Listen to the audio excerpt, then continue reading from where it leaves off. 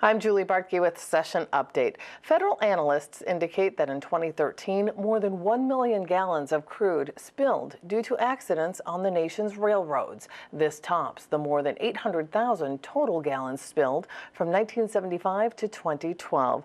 The oil and gas boom in the Dakotas is a factor in the high volume of shipments, and discussion on a bill in the Senate Environment and Energy Committee centered on improving safety measures with railroads, pipelines, and local government emergency response.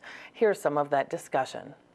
While both railroads and pipelines have impressive safety records, recent incidents have increased the public awareness of what can happen should a spill or an accident occur. An explosion of tank cars near Castleton, North Dakota in December focused public attention and produced a demand for better coordination of prevention and response by local, state, and federal government. If there is an incident or a spill, the duty officer must be contacted, as well as the local police or fire, 911 in most cases, need to be contacted by the railroad immediately after the incident occurred. And the rationale for that was that the local responders, if there's a spill or something, and we were talking about minor things too, not necessarily major catastrophic things. It's really important that the local responders know about that, and often what I recall is that the duty officer may be called, but then that wasn't necessarily being transmitted to the local first responders. We've indicated that there would be a local incident commander, and that was not in legislation previously. I still feel that we don't want to present Minnesota as an outlier and make it more difficult. I think where true success comes in when you're regulating is when you have consistency going forward.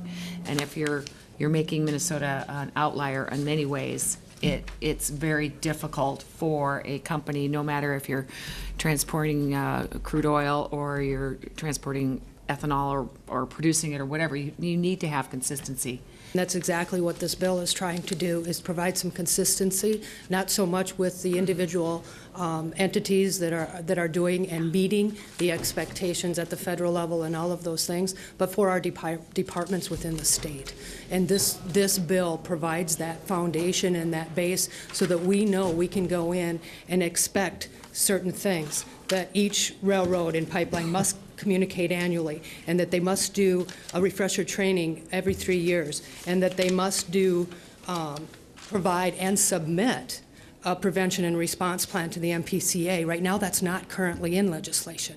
So we don't have consistency. We don't have what we need as a state to ensure that what's happening within we've heard lots of testimony about what they do as individual things, but we need to make sure that we're looking at this as a state, and that we know that our agencies, and there's 3 different departments that are involved, so that the Commissioner of Ag and the Commissioner of Pollution Control and the Commissioner of Public Safety understand exactly what that expectation is. That's what this bill is about.